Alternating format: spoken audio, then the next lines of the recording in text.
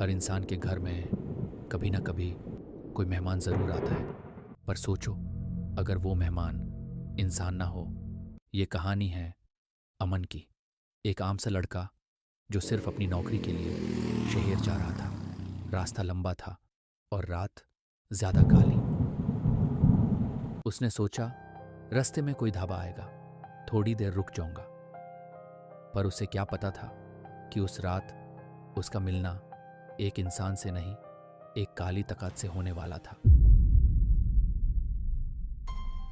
रात के लगभग 11 बज चुके थे। अमन एक पुराने से ढाबे पर रुका।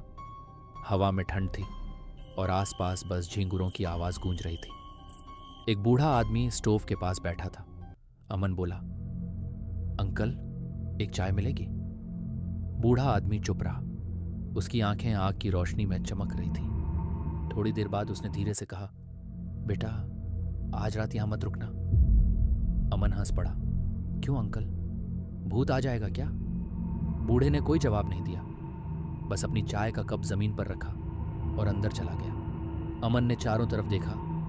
ढाबा पूरी तरह खाली था, जैसे वहां कभी कोई था ही नहीं। बारिश तेज हो चुकी थी। अमन की बाइक की हेडलाइट में बस धुंध और कीचड़ दिख रहा था। थोड़ी दूरी पर उसे एक पुरानी हवेली दिखी, जिसमें एक हल्की सी रोशनी जल रही थी। उसने सोचा, यहां रात बिता लेता हूं। दरवाजा खुला हुआ था।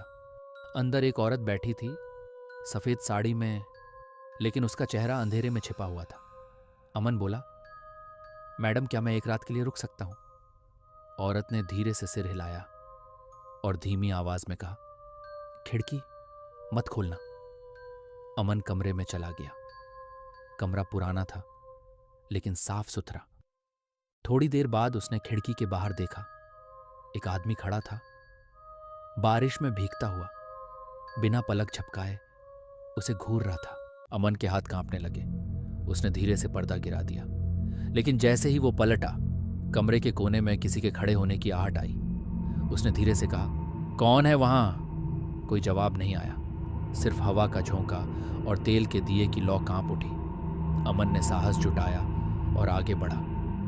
कमरे का कोना अंधेरा था। जैसे ही उसने लैंप उठाया, वहां कोई नहीं था, लेकिन जमीन पर किसी के गीले पांवों के निशान साफ दिख रहे थे, जो खिड़की की तरफ जा रहे थे। उसकी सांसें तेज हो गईं और तभी दरवाजे के बाहर से धीरे धीरे किसी के चलने की आवाज आई। सिर्फ कदमों की आहट एक एक करके पास आती हुई वो खिड़की की तरफ देखा। अब वहां कोई नहीं था, बस बारिश में झूलता हुआ पर्दा और बाहर एक फीकी हंसी की गूंज धीरे धीरे गायब होती हुई। सूरज की पहली किरण कमरे में पड़ी। अमन ने धीरे धीरे आंखें खोली। वो जमीन पर पड़ा था। उसने बाहर देखा। हवेली के दरवाजे खुले थे, मगर अब वहां सब खाली था। वो बाहर निकला। न कोई औरत, न कोई बूढ़ा, सिर्फ धूल और सन्नाटा। पास के गांव पहुंचा तो एक दुकानदार बोला, बेटा, तू उस हवेली में रात गुजार के आया? अमन बोला, हाँ, क्यों? वो आदमी चुप हो गया, फिर बोला, वो हवेली तो 20 साल पहले जल चुकी थी और वहां रहने वाले सब उसी रात मारे गए थे। अमन का चेहरा सफेद पड़ गया। उसने पीछे मुड़कर देखा। दूर धुंध में वही हवेली दिख रही थी और खिड़की पर कोई खड़ा था, सफेद साड़ी में, धीरे धीरे हाथ हिलाता हुआ। अमन की बाइक का कोई निशान नहीं था, बस हवा चल रही थी और उस खिड़की से अब भी कोई देख रहा था। धीमे स्वर में फुसफुसाहट सुनाई देती है, मैंने कहा था, खिड़की मत खोलना।